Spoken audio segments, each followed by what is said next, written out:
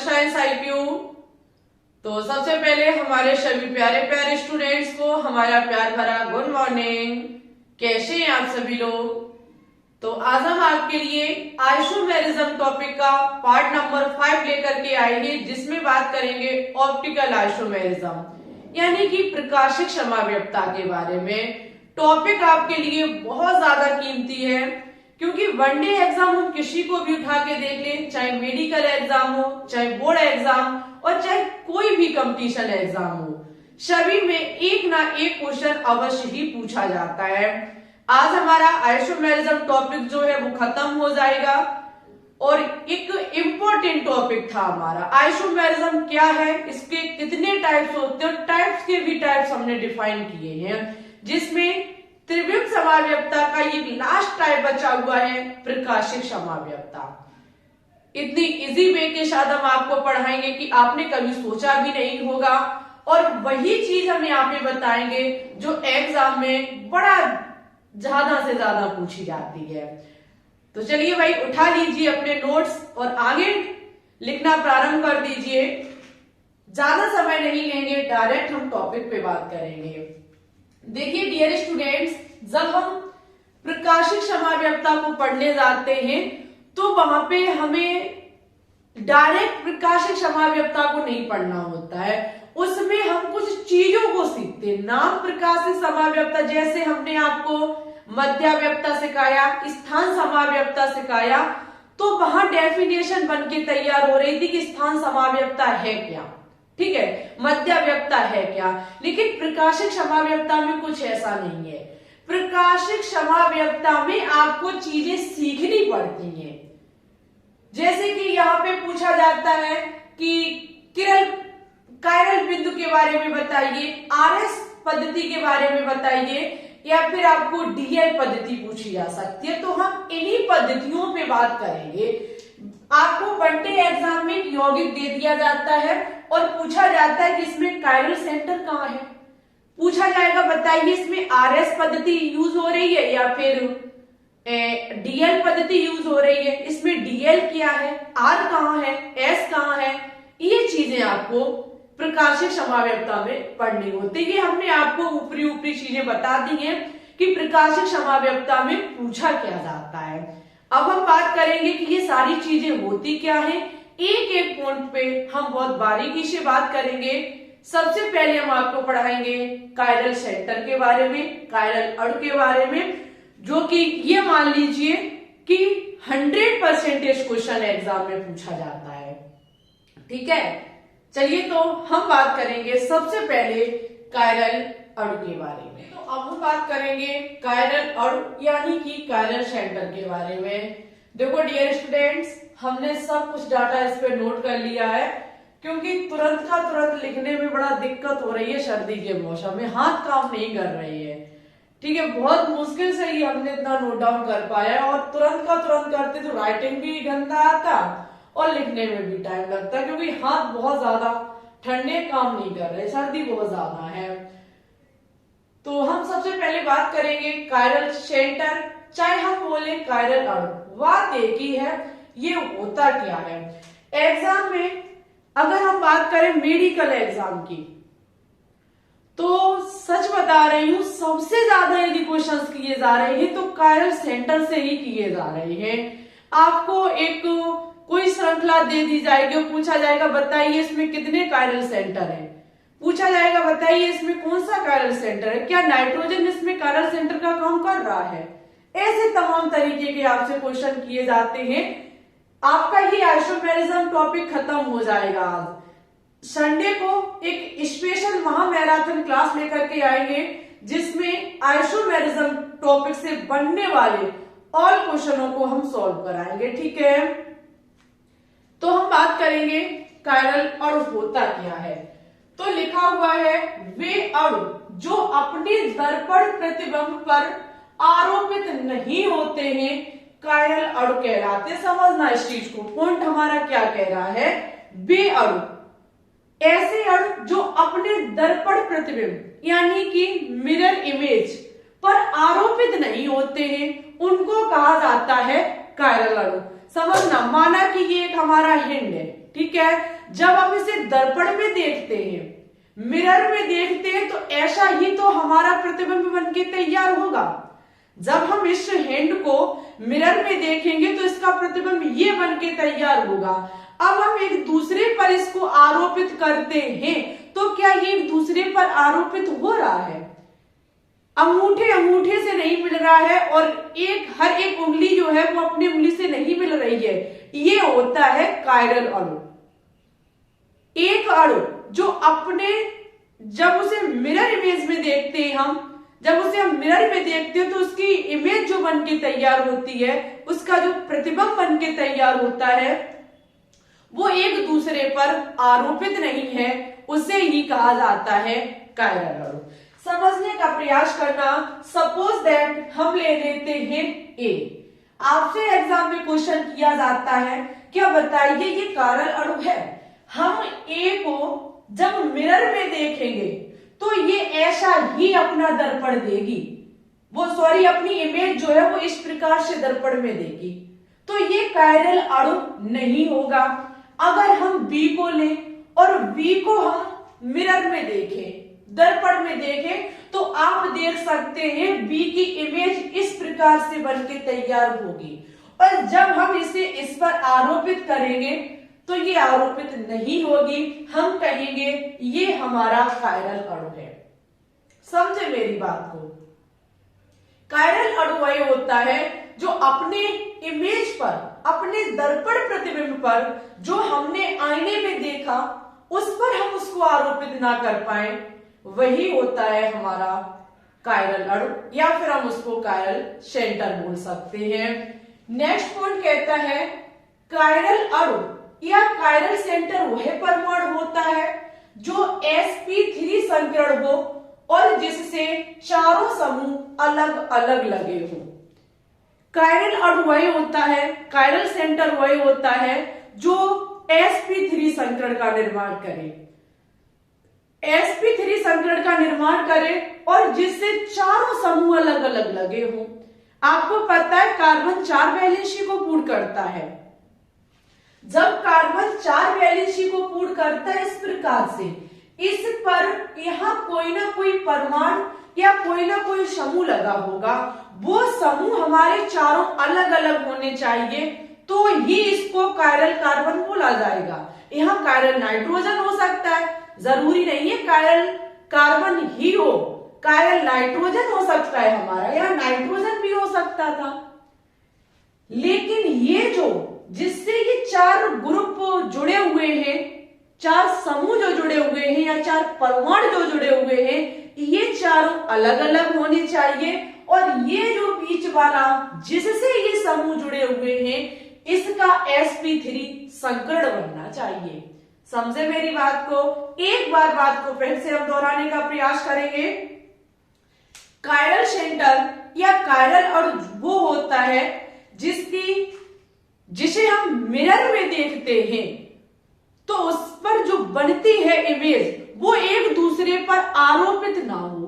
ठीक है, एग्जाम्पल हमने सपोज दैट ए को हम मिरर में देखते हैं तो एक की जो इमेज बनती है मिरर में, मिरर बोले दर्पण या आपकी लैंग्वेज में बोले आईना, शीशा जिसे कहा जाता है। जब हम ए को शीशे में देखते हैं तो एक की इमेज इस प्रकार से बन के तैयार होती है, मिरर में जो इमेज बनती है, मिरर में जो फोटो बनती है वो इस प्रकार से बनती है। हम जब इसको इस पर आरोपित करते, इसके ऊपर रखते हैं तो ये एक दूसरे पर आरोपित हो जाते हैं। आरोपित का मतलब है कि जैसी बोती जैसा हमने रखा सेम बन के तैयार हो जाता है, उसे कहा नहीं जाएगा वो हमारा कायरल अणु नहीं होगा।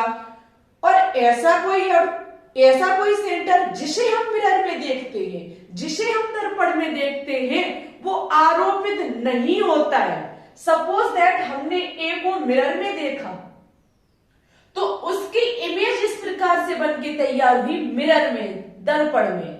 जब इस प्रकार से बन के तैयार हुई तो हमने ए को इसके ऊपर रखा, आरोपित किया, तो ये आरोपित नहीं हुआ। क्यों? क्योंकि ये इस प्रकार से ही तो आरोपित होगा। अब आप देखो इसकी लाइन इधर थी, इसकी लाइन इधर हो गई, तो सिस्टम हमारा गड़बड़ हो गया। आरोपित नहीं हुए। जब ये आरोपित नहीं हुए तो यही हमारा कायरल अणु होगा, कायरल सेंटर होगा। और सबसे इजी, जरा आप दर्पण उठा के देखना, अपना हाथ देखना ऐसे करके शीशे में, तो इमेज आपकी ऐसी बन के तैयार होगी। जब आप इसे इसके ऊपर आरोपित करेंगे, इसके ऊपर रखेंगे, तो अंगूठा अंगूठे से मैच नहीं कर रहा है, उंगलियां उंगलियों से मैच नहीं कर रही है, छोटी बड़ी हो रही है, तो ये हमारा कायरल सेंटर होगा, कायरल अणु होगा, क्योंकि एक दूसरे पर आरोपित नहीं हो रही है। ठीक है, अब हम बात करेंगे दूसरे पॉइंट पर। दूसरा पॉइंट हमें सिखाता है कि कायरल अणु वह होता है, कायरल सेंटर वह होता है जो sp3 संकरण बनाता हो। अभी बताएंगे sp3 संकरण क्या होता है, और जिससे चारों समूह अलग अलग लगे हो। कायरल सेंटर पर या कायरल अणु पर नाइट्रोजन हो सकता है, ऑक्सीजन हो सकता है, हमारा कार्बन हो सकता है, सल्फर हो सकता है, कोई भी एलिमेंट हो सकता है। जरूरी नहीं है कि कायरल अणु के रूप में कार्बन ही काम करे, बट उसकी शर्त एक है, जो कायरल सेंटर के रूप में काम कर रहा है उसके चारों ग्रुप अलग अलग लगे हो, चारों समूह, चारों परमाणु हम कह सकते हैं वो अलग अलग लगे हो, और वो जिससे लगे हैं वो sp3 संकरण बनाता हो। इससे जी आपको पूरा यूट्यूब छान लेना, अगर कोई बता दे तो हमें एक बार कमेंट करके जरूर बताना आगे। तो हम एग्जाम्पल पे बात करेंगे, तब आपको समझ में आएगा कि कायरल सेंटर क्या होता है। बड़ा ध्यान से देखना, यहाँ फर्स्ट एग्जाम्पल हमने आपके लिए लिखा है, ये है हमारा पहला एग्जाम्पल। हमने पहले ही नोट डाउन कर लिया क्योंकि हाल का हाल लिख नहीं रहा है, बहुत सर्दी है। यहाँ पे आप देखेंगे कायरल सेंटर के रूप में काम कर रहा है कार्बन। अब हम अभी नहीं कहेंगे ये कायरल सेंटर है, लेकिन हमने देखा इससे चार समूह लगे हुए हैं, चार परमाणु लगे हुए हैं, हाइड्रोजन, मैथिन, ये एमीन, और ये आपका है वो क्या कहते हैं प्रोटेरियम, ड्यूटीरियम। डी का मतलब होता है ड्यूटीरियम। आप देखेंगे चारों समूह अलग अलग लगे हुए हैं। चलो भाई, जब चारों समूह अलग अलग लगे हुए हैं तो एक शर्त पूरी होती है हमारी कि चारों ग्रुप अलग अलग होने चाहिए। एक बार मिरर इमेज पर और ध्यान देंगे। जब हम इसे आईने में देखेंगे, जब हम इसको आईने में देखेंगे तो हमारा कैसा मिरर इमेज बनके तैयार होगा पता? ऐसा, ऐसी हमारी मिरर इमेज बनके तैयार होगी। और हम इसको इस पर आरोपित करेंगे तो ये इस पर आरोपित नहीं होगा। जरा आरोपित नहीं होगा तो ये हमारा कायरल अणु माना जाएगा। आप इस पॉइंट पर ज्यादा ध्यान ना दें तब भी कोई दिक्कत नहीं है, बस ये पॉइंट आप सीख गए तो ये जरूरी नहीं है, क्योंकि जब वो ग्रुप अलग अलग लगे हुए हैं, sp3 संकरण बना रहा है, तो वो कायरल सेंटर है। मिरर इमेज एकदम नहीं आप ध्यान देंगे तो कोई दिक्कत नहीं, वो हमने बता दिया है। जो वनडे एग्जाम, कोई बोर्ड एग्जाम की प्रिपरेशन बच्चे कर रहे हैं क्लास 11-12 की, तो उनके लिए ये पॉइंट था। क्या हम देखेंगे ये कार्बन sp3 संकरण बना रहा है। sp3 संकरण, बोले संकरण की बात करें तो इसके दो तरीके होते हैं। एक होता है केंद्रीय धातु परमाणु को लेकर, उस पर अभी ले जाएंगे। हम जब कायरल सेंटर को ज्ञात करने जाते हैं तो वहां पे सिग्मा का खेल होता है, समझे मेरी बात को। सिग्मा, अगर sp3 संकरण हमको देखना है तो 4 सिग्मा होने चाहिए। अगर 4 सिग्मा बंद बन रहे हैं तो वो हमारा sp3 संकरण होगा। ये बात दिमाग में रख लेना। एक फॉर्मूला है संकरण ज्ञात करने का, वो लिख लो तो आप पता कर लोगे। संकरण बराबर होता है number of sigma bond, sigma bond की संख्या plus number of LP, number of LP. LP का मतलब होता है लोन पेयर, लोन पेयर बोले तो इलेक्ट्रॉन युग्म। आप देखेंगे इस कार्बन से 4 बंध बने हुए हैं। जब सिंगल बॉन्ड होता है तो 1 सिग्मा होता है, जब सिंगल बॉन्ड होता है तो एक सिग्मा होता है, डबल बॉन्ड होता है तो एक सिग्मा एक पाई होता है, ट्रिपल बॉन्ड होता है तो एक सिग्मा दो पाई होती है। पाई से हमें मतलब नहीं है, मतलब है सिग्मा से। इस कार्बन पर 4 ग्रुप अलग अलग लगे हुए, सिंगल बॉन्ड से कनेक्टेड, तो सिंगल बॉन्ड बनाता है सिग्मा बॉन्ड। डियर स्टूडेंट्स, क्या बनाता है? Sigma bond. Number of sigma bond कितने हैं? नंबर ऑफ सिग्मा बॉन्ड 4 है। क्या कोई यहाँ पर इलेक्ट्रॉन युग्म है? भाई बिल्कुल भी नहीं है। तो नंबर ऑफ लोन पेयर का मतलब जिसे हिंदी में कहा जाता है एकाकी युग्म। एकाकी युग्म की संख्या 0 है, निकल के संकरण कितना आएगा? 4। जब 4 आया तो बनने वाला संकरण आपका sp3 होगा। बस 4 पर गौर करिए, आंसर निकल के आ गया। या हम डायरेक्ट यहाँ पे कह सकते थे 4 सिग्मा है तो बनने वाला संकरण आपका sp3 होगा।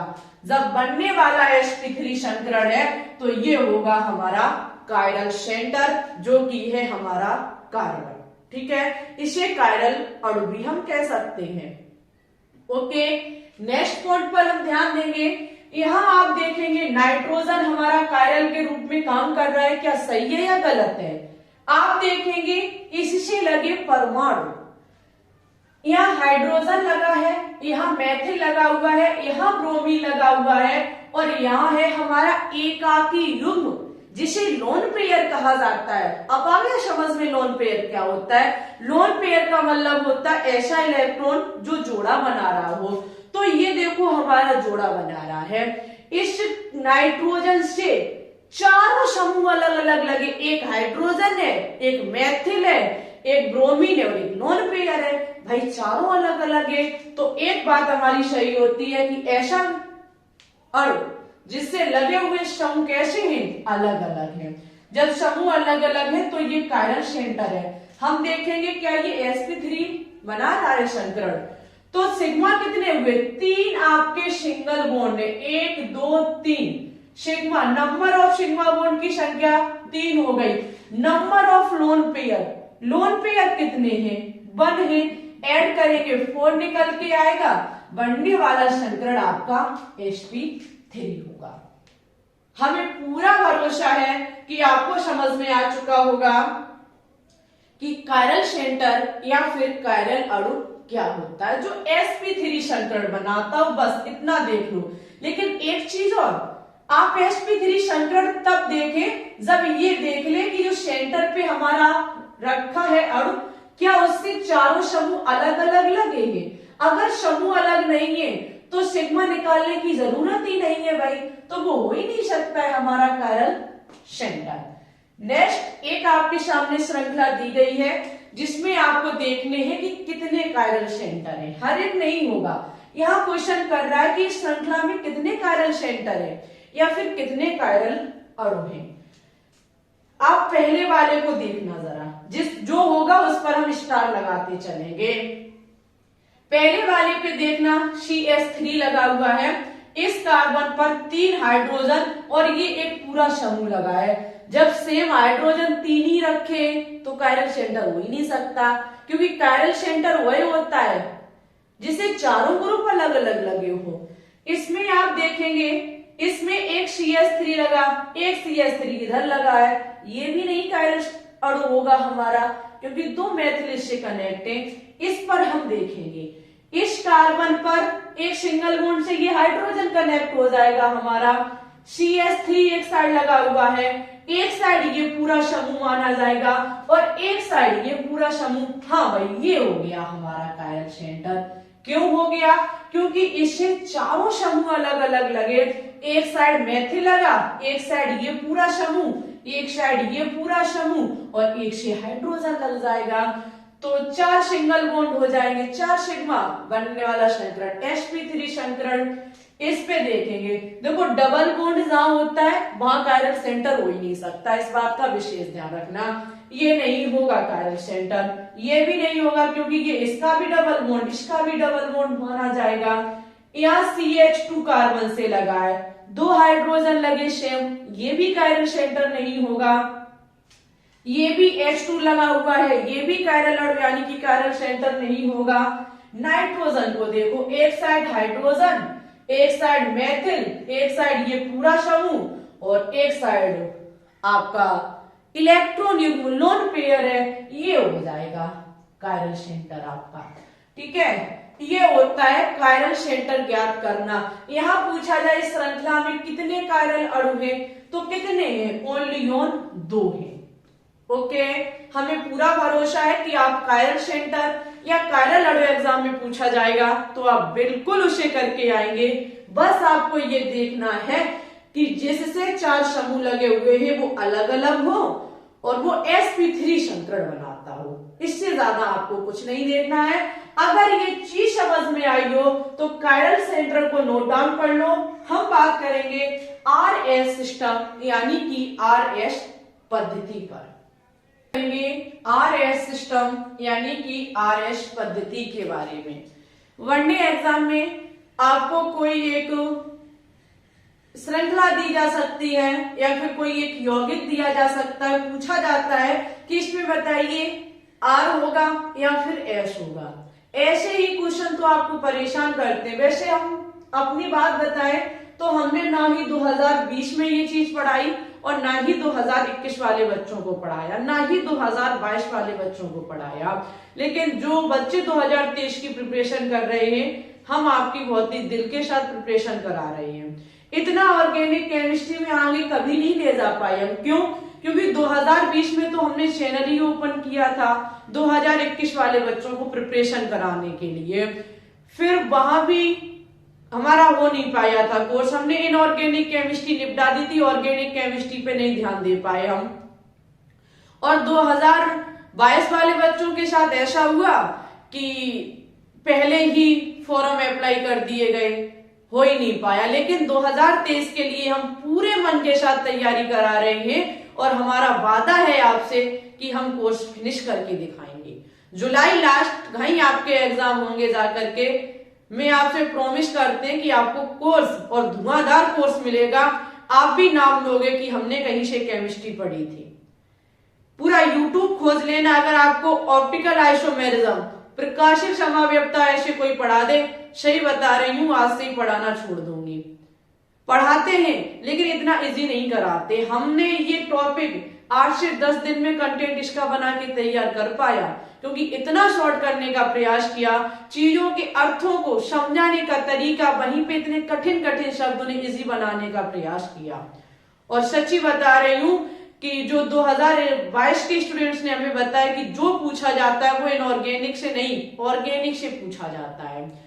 तो हम अपना 100% करके दिखा देंगे और फिर अब एग्जाम में क्या होता है वो कोई नहीं जानता, क्वेश्चन कहां से रख दिया जाए। क्लास 11 12 से बाहर नहीं आएगा, बस मुझे क्लास 11 और 12 अंत तक आपको करा के ही छोड़ना है। ठीक है, हम इनऑर्गेनिक केमिस्ट्री बाद में, ऑर्गेनिक केमिस्ट्री पे ध्यान पहले दे रहे हैं। बस आप मेरे साथ चीजों को नोट डाउन करते रहना और चीजें सीखते रहना। ठीक है, सीखते रहना, क्योंकि ऐसे ही जब क्वेश्चन बड़े बड़े एग्जाम में रखे जाते हैं तो आप डर जाते हैं। और मेन वजह है कि हमने पीछे कराए नहीं थे, लेकिन अब करा रहे हैं। और हमें अपने इस ग्लोबल साइंस IQ चैनल पर हर एक टॉपिक की क्लास की प्लेलिस्ट बना के तैयार करनी है। अब एक बार पूरा कंटेंट डाल दे बस, फिर चाहे आप 2023 की प्रिपरेशन करते हो चाहे 2030 की प्रिपरेशन करते हो, हम ऐसा कंटेंट की प्लेलिस्ट बना देंगे कि आगे मुझे फिर कोई दिक्कत नहीं आएगी। जो बच्चे कहते हैं कि आपके चैनल पे पूरा कंटेंट नहीं है, पूरा टॉपिक नहीं है, हम कहां से पढ़ लें, तो बस हमें प्लेलिस्ट बना के तैयार करनी है। उस प्लेलिस्ट में पूरा कंटेंट आपको दे करके हम रहेंगे और जब हमारा कंटेंट पूरा हो जाएंगे, हमारे टॉपिक पूरे हो जाएंगे, तो वनडे एग्जाम में किसी में भी आपको दिक्कत नहीं होगी, चाहे आप अभी प्रिपरेशन करें और चाहे आप 10 साल बाद प्रिपरेशन करें। ठीक है, आपके पास ये जो भी कंटेंट हम लेकर के आ रहे हैं वो इतना धुआंधार है कि इसे कोई बदल नहीं सकता है। हम पूरा जो भी इंपॉर्टेंट है वो पूरा कराने का प्रयास कर रहे हैं। ठीक है, चलिए तो हम RS सिस्टम की तरफ जाएंगे। RS पद्धति हमारी क्या कहती है कि कायरल कार्बन परमाणु से जुड़े चारों समूह, अभी मैंने बताया कायरल सेंटर या जिसे कहा जाता है कायरल कार्बन परमाणु, यहां दिया गया है कायरल कार्बन परमाणु से जुड़े चारों समूहों या परमाणुओं को उनके परमाणु क्रमांक के आधार पर वरीयता के घटते क्रमानुसार 1, 2, 3, 4 अंक होते। समझो इस बात को। यहाँ कायरल कौन सा है? कार्बन है। उस कार्बन से 4 समूह जुड़े होंगे, आपको पता है, क्योंकि कार्बन 4 वैलेंसी को पूर्ण करता है।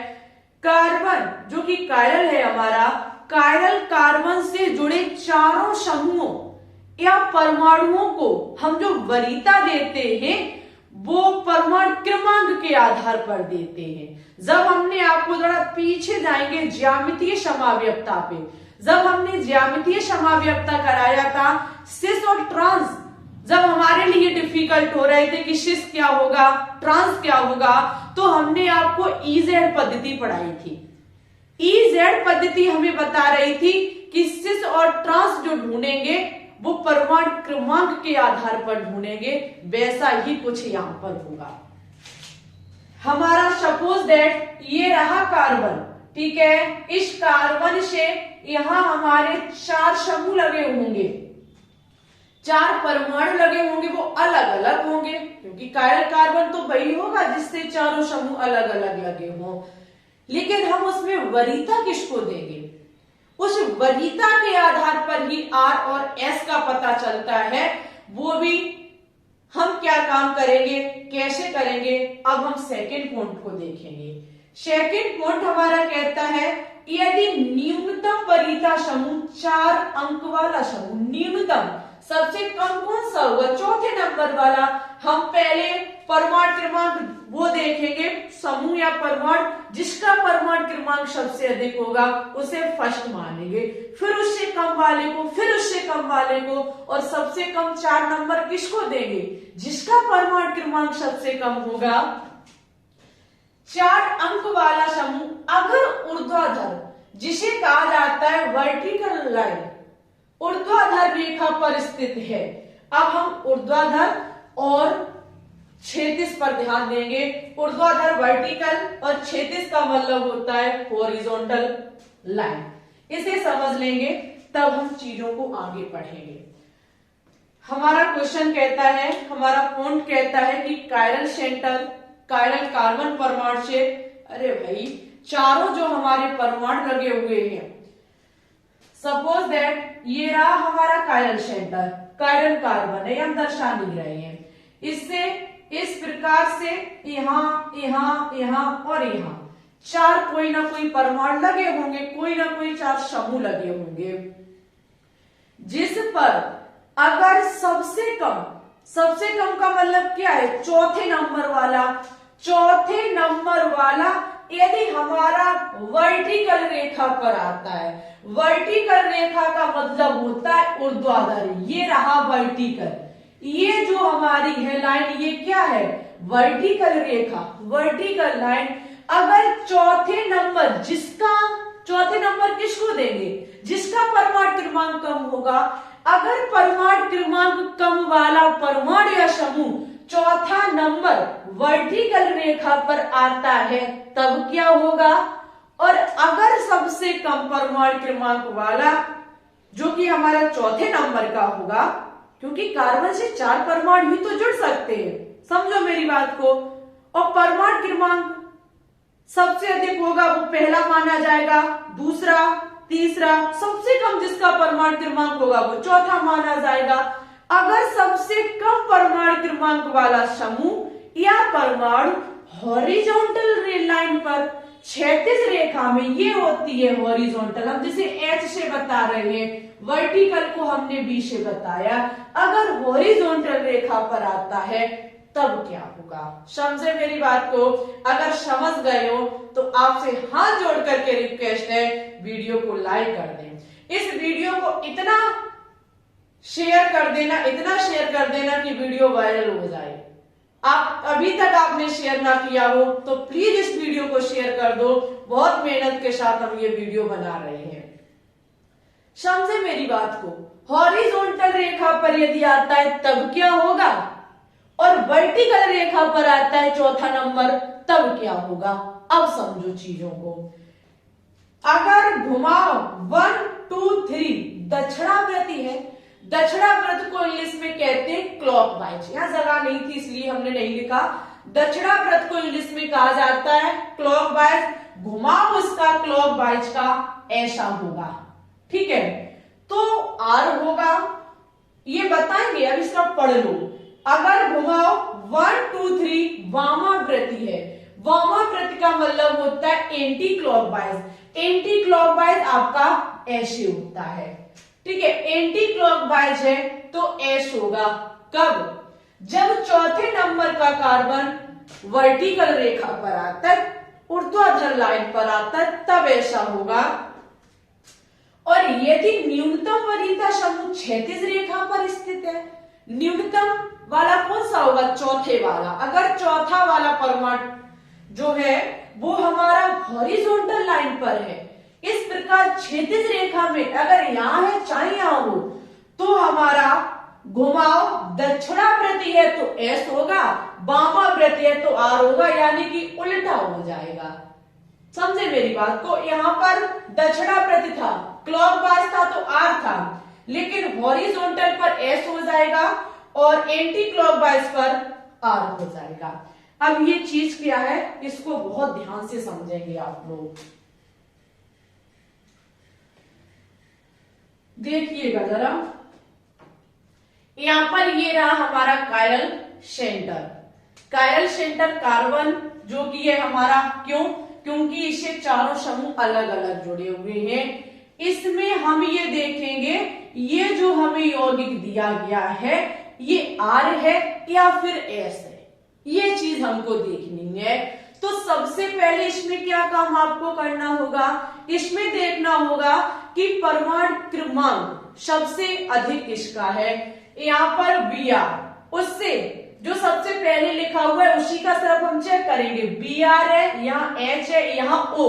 एच को नहीं देखेंगे हम, ओ पहले वाले को देखते हैं। यहाँ सी यानी कि कार्बन है। सबसे अधिक परमाणु क्रमांक है ब्रोमीन, जिसे बी आर कहेंगे। उसके बाद आपका ऑक्सीजन का होगा, उसके बाद आपका कार्बन का होगा परमाणु क्रमांक, और उसके बाद चौथे नंबर पे आपका आया हाइड्रोजन। चौथे नंबर वाला कहां पर आया? एक वर्टिकल लाइन पर आया, वर्टिकल लाइन पर आ गया। अब हम देखेंगे एक शॉर्ट, एक छोटा पथ देखेंगे जिसका घुमाव 1 2 3 कर करके हो। कहने का मतलब है अगर हम इस कार्बन से चलना स्टार्ट करते हैं तो पहला नंबर ब्रोमीन, अब ब्रोमीन को कवर करना है सेकंड वाला, सेकंड वाले को कवर करना है थर्ड वाला।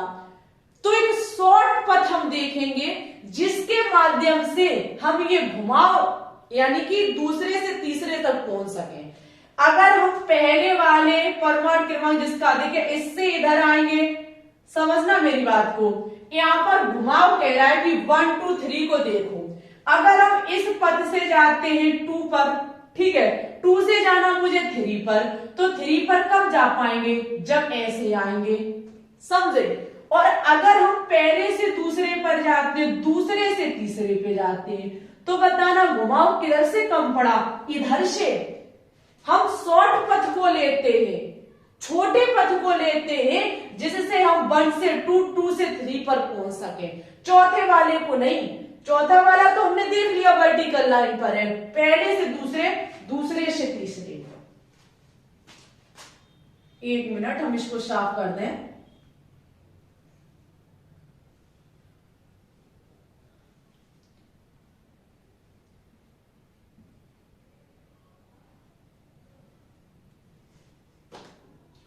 यानी कि आपने देखा फर्स्ट का इसका परमाणु क्रमांक सबसे अधिक था। अब मुझे पहले से दूसरे, दूसरे पे तीसरे पहुंचने के लिए ये मेरे लिए शॉर्ट रास्ता है, ठीक है, ये मेरे लिए शॉर्ट रास्ता है। अगर हम पहले से दूसरे इधर से आते, इधर से ऐसे जाते तो थोड़ा ज्यादा लंबा रास्ता हमें क्रॉस करना होगा। जब हमने घुमाव देखा पहले से दूसरे दूसरे से तीसरे कार्बन तीसरे परमाणु के लिए, तो ये हमारा कैसा हुआ? वामाव्रत। मैंने अभी आपसे कहा था ये होता है वामाव्रत, जिसे कहा जाता है एंटी क्लॉकवाइज। हमारा घुमाव कैसा है? एंटी क्लॉकवाइज, वामाव्रत। जब हमारा घुमाव वामाव्रत है तो उसमें हम देखेंगे कि चौथे जो अंक वाला परमाणु क्रमांक है ये किस पर आया? ये आया वर्टिकल रेखा पर। जब वर्टिकल रेखा पर आया, घुमाव वामाव्रत है, वर्टिकल रेखा पर आया, घुमाव वामाव्रत है, तो ये हमारा क्या माना जाएगा? एस माना जाएगा। समझे मेरी बात को? नहीं समझे तुरंत छोड़ो कमेंट बॉक्स में कमेंट, हम हैं किसके लिए? समझाने के लिए। आगे चलो और पर ध्यान देंगे। यहां देखेंगे ये रहा कायरल सेंटर, ठीक है। इसमें nitrogen, carbon, carbon, hydrogen, oxygen. सबसे अधिक किसका है परमाणु क्रमांक? ऑक्सीजन का। ऑक्सीजन के बाद नाइट्रोजन का, नाइट्रोजन के बाद कार्बन का, कार्बन के बाद हाइड्रोजन का। चौथे नंबर वाला कहां आया? हॉरिजॉन्टल लाइन पर, क्षैतिज रेखा पर आया। हम घुमाव देखेंगे, अगर हम पहले से दूसरे, दूसरे से तीसरे पे जाते तो ये हमारे लिए इजी होगा। अगर हम पहले से दूसरे इधर आते फिर दूसरे से तीसरे तो घुमाव ज्यादा हो जाएगा। हम चलेंगे ऐसे, पहला, दूसरा, तीसरा। कैसा घुमाव है? वामाव्रत। अगर ऐसा होता तो दक्षिणाव्रत होता, घड़ी की तरह, क्लॉकवाइज। ऐसा एंटी क्लॉकवाइज। जब एंटी क्लॉकवाइज है, समझना वामाव्रत है और हॉरिजॉन्टल रेखा पर 4 नंबर आया, हॉरिजॉन्टल रेखा पर 4 आया, वामाव्रत है, तो हमारा क्या हो जाएगा? आर हो जाएगा। क्या हो जाएगा? आर हो जाएगा। ठीक है। अगर यहां पर ये अगर समझना, अगर वर्टिकल रेखा पर ये होता तो एस हो जाता, लेकिन हॉरिजॉन्टल रेखा पर हमारा चौथा नंबर आया, हॉरिजॉन्टल रेखा पर चौथा नंबर आया, वामाव्रती है, तो क्या हो जाएगा? आर हो जाएगा। यानी कि इसका उल्टा हो गया यहां पर। समझ गए मेरी बात को? अभी यहां भी तो वामाव्रत था लेकिन एस था, लेकिन यहाँ वामाव्रत तो है, हॉरिजॉन्टल रेखा पर 4 आया, इसलिए ये क्या होगा? आर होगा। इस वाले पर ध्यान देंगे हम। यहाँ फ्लोरीन, कार्बन, कार्बन, हाइड्रोजन।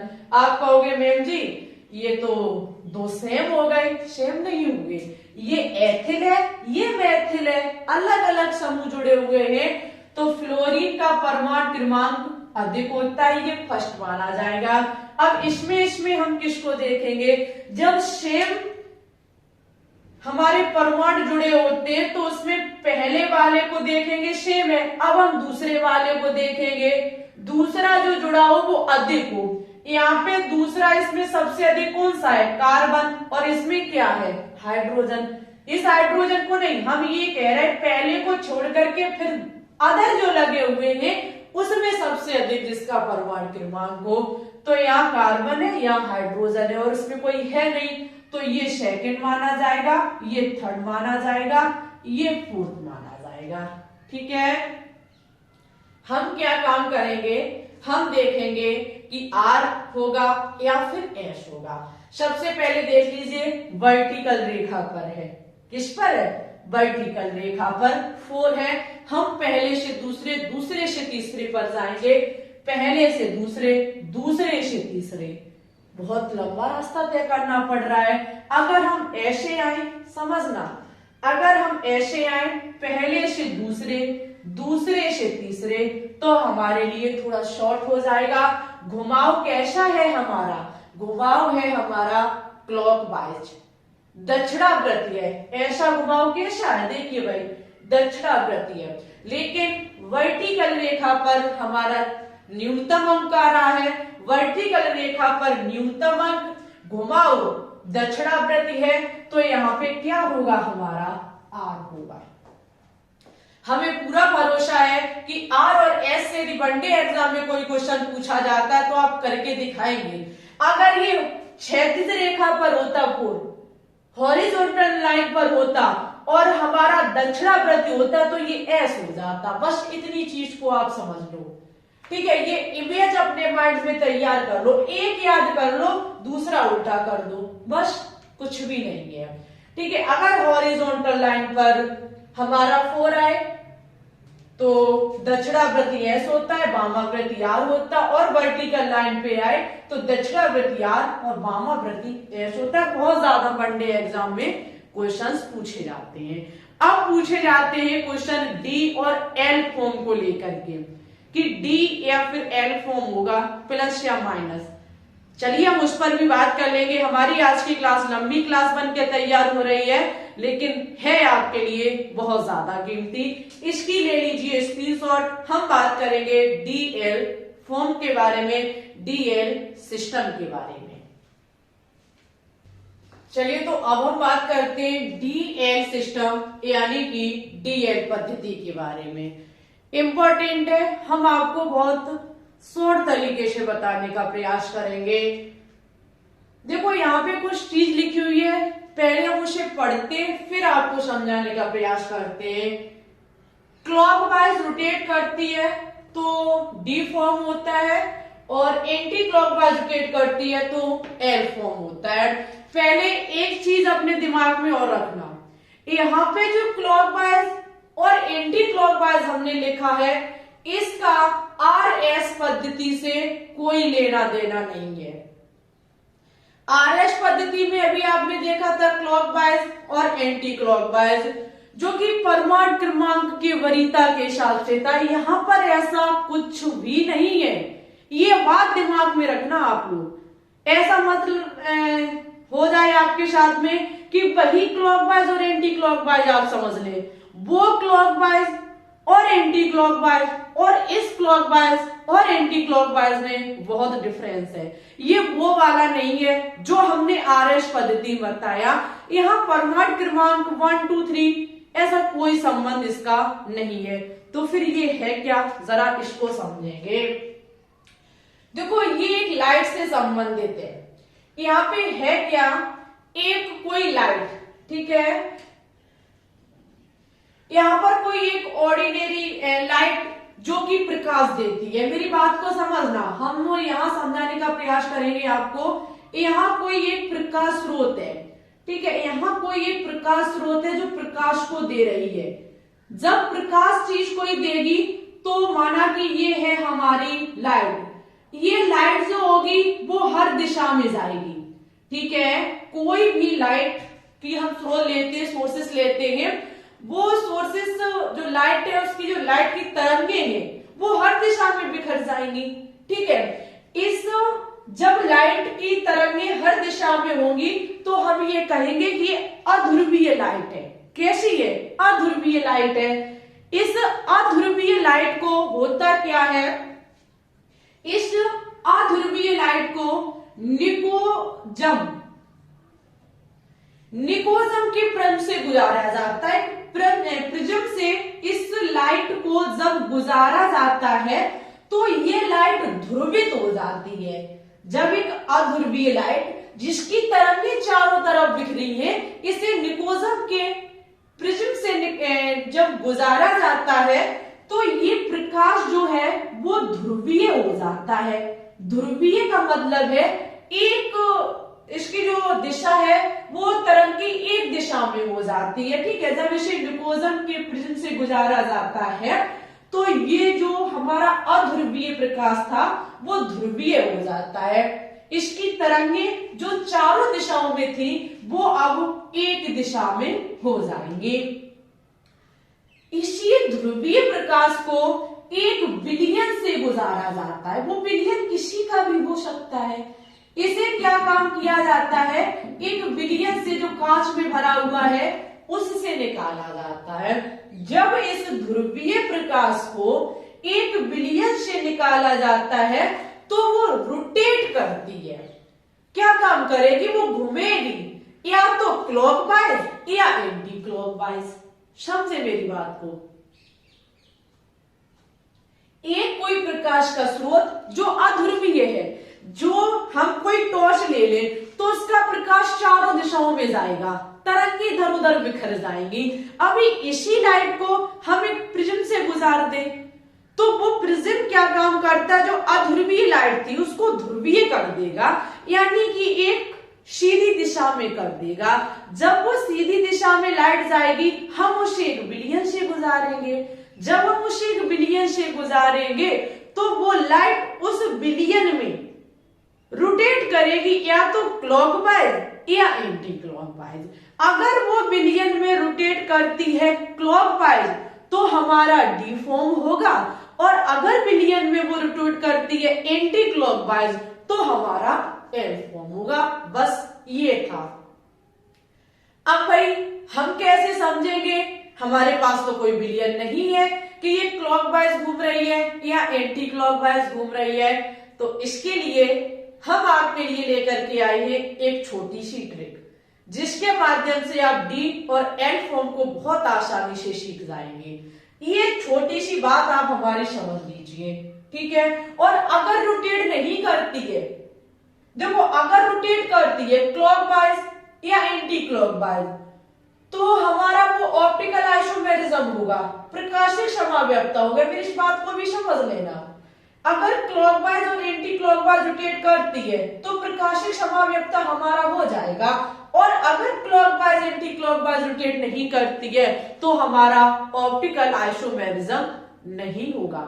इस बात को भी समझ के रहना, ठीक है। तो यहां मेरी चीज ये क्लियर होती है। तो यह हमारे पास विलयन नहीं है, ना ही हम एग्जाम में कोई हमारे पास सॉल्यूशन होगा जो भाई हम रोटेट करके देख ले, हाँ ये क्लॉकवाइज ये एंटी क्लॉकवाइज। तो ऐसे में एक चीज हमारी समझे, हमने लिखाया अगर क्लॉकवाइज रोटेट करती है तो प्लस, हम प्लस भी कह सकते हैं, या डी फॉर्म होगा हमारा, और एंटी क्लॉकवाइज रोटेट करती है तो माइनस या फिर एल फॉर्म हम उसको कहेंगे। देखो अगर ओ एच समूह दाईं ओर स्थित है और एच समूह बाईं ओर स्थित है तो हमारा डी फॉर्म होगा। ये है हमारी ट्रिक। आपको जब कोई यौगिक दिया जाएगा और पूछा जाएगा बताइए इसमें डी फॉर्म होगा या फिर एल फॉर्म होगा, तो वहां ओ एच समूह अवश्य होगा। ओ एच समूह अगर हमारा दाईं ओर है और एच हमारा बाईं ओर है तो डी फॉर्म होगा, और अगर ओ एच समूह बाईं ओर है और एच समूह दाईं ओर है तो हमारा एल फॉर्म होगा। एग्जाम्पल पर आप ध्यान देंगे, ये कोई आपको एक यौगिक दिया जा रहा है, इसमें पूछा गया है कि डी फॉर्म होगा या फिर एल फॉर्म होगा। आप देखेंगे एक साइड ओ एच है, एक साइड एच है। ओ एच किधर साइड है, बायां कौन होता है हमारा और दायां कौन होता है। ये जो लेफ्ट हैंड होता है ये हमारा बायां होता है, जो राइट हैंड होता है ये हमारा दायां होता है। तो हमें अपनी ही कंडीशन में इसको देखना है, हमारा ये कौन सा है, दायां, तो हमारा ये किधर साइड स्थित है, दाईं साइड स्थित है। एच हमारा किधर साइड है, बाईं ओर स्थित है, तो ये हमारा डी फॉर्म या फिर हम इसको कहेंगे ये हमारा प्लस समूह होगा, ठीक है। डी या फिर प्लस फॉर्म होगा।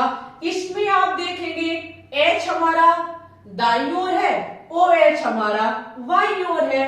जब ओ एच बाईं ओर होता है तो हमारा ये एल या फिर माइनस फॉर्म होता है। समझ गए बात को।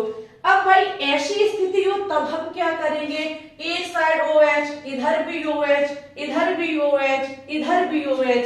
अब हमारे लिए बहुत बड़ा सिस्टम बन के तैयार होता है। हम अब किसको कहेंगे कि कौन डी है कौन एल है। तो ऐसी स्थिति में आप जाएंगे IUPAC नामकरण की तरफ। जो अंक सबसे ज्यादा जिस कार्बन को मिलेगा उस कार्बन से लगा OH दाईं ओर है या बाईं ओर है, इसको देखते हुए हम इसका करेंगे डी और एल फॉर्म का चुनाव। यहां पे जब आप कार्बन देखेंगे, एक कार्बन, दो कार्बन, तीन कार्बन, चार कार्बन, ठीक है।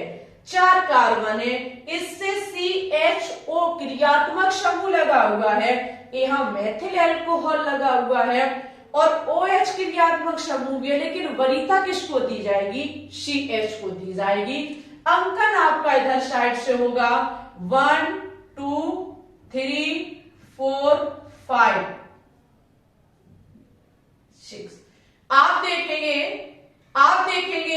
ये इसे नहीं, आप ये तो आपका हो जाएगा वो, इसे नहीं आप लेंगे, ठीक है, ये नहीं, ओनली इस पर जिस पर CH और वो OH और CH जुड़े हुए, सिर्फ हम इसको देखेंगे। यहां से हमारा शुरू होगा 5 कार्बन, सबसे अधिक जिस कार्बन को मिले 5 इसको मिले। अब OH किधर साइड स्थित है? दाईं ओर स्थित है, तो ये हमारा डी फॉर्म होगा, यानी कि आप क्रियात्मक समूह की तरफ से अंकन करेंगे, ठीक है। और आप लास्ट में देखेंगे जाकर के कि OH किधर साइड स्थित है, लास्ट में जाकर के देखेंगे। और लास्ट में जब देखेंगे तो उस कार्बन को अंक भी ज्यादा, ये चौथा है, तीसरा, दूसरा, सबसे ज्यादा 5 इसको मिला, तो इसमें OH किधर साइड स्थित है? दाईं ओर स्थित है, तो हमारा कौन सा फॉर्म होगा? डी फॉर्म होगा। जब इधर से अंकन करते हुए आएंगे तो हमारा OH किधर स्थित है? OH हमारा बाईं ओर स्थित है। जब OH बाईं ओर स्थित होता है तो हमारा ये डी फॉर्म यानी कि एल फॉर्म यानी कि माइनस समूह होता है।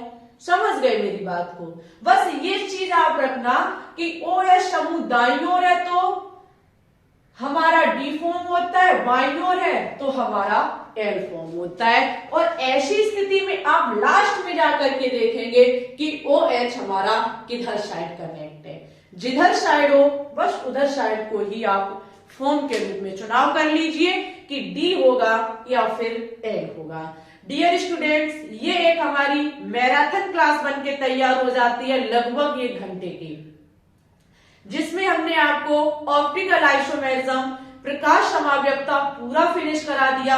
आज हमारा आइसोमेरिज्म टॉपिक पूरा जड़ से खत्म हो जाता है। इसका संडे को हम लेकर के आएंगे MCQ।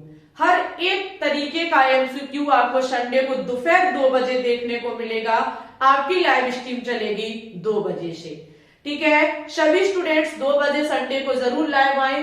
अब ऑर्गेनिक केमिस्ट्री का नेक्स्ट लेक्चर आपको कल मिलेगा। हर एक लेक्चर अब आपको टाइम टू टाइम मिलते रहेंगे और बनाने में बहुत ज्यादा समय लगता है, तो इसके लिए आप सपोर्ट करें, वीडियो को लाइक करें, शेयर करें। आप चैनल पे न्यू हैं तो चैनल को सब्सक्राइब जरूर कर लें, ठीक है। देखो भाई, इस क्लास को बनाने में बहुत मेहनत लगी सर्दी के मौसम में। हमें पूरा भरोसा है कि आप जम करके क्लास को शेयर करेंगे। आप हमारे टेलीग्राम चैनल को भी ज्वाइन कर लें। ग्लोबल साइंस IQ सर्च करना आपको मिल जाएगा। वहां पे अगर किसी भी टाइम हम क्लास को अपलोड करते हैं तो आपके पास तुरंत उस पर सबसे पहले नोटिफिकेशन पहुंचता है, ठीक है। लेकिन एक बार सभी स्टूडेंट्स कमेंट करके हमें जरूर बताएं कि आपको वीडियो लगी कैसी। एक मेहनत भरी वीडियो थी हमारी, और आपके यदि कमेंट नहीं आएंगे कि आपको कैसी लगी तो हमारी मेहनत तो फिर बेकार ही है भाई।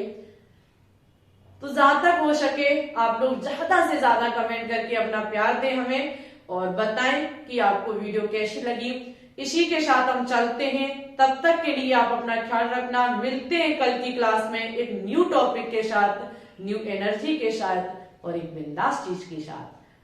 तब तक के लिए बाय बाय। आपका तहे दिल से धन्यवाद वीडियो को अंत तक देखने के लिए। पढ़ते रहिए, आगे बढ़ते रहिए। All the best.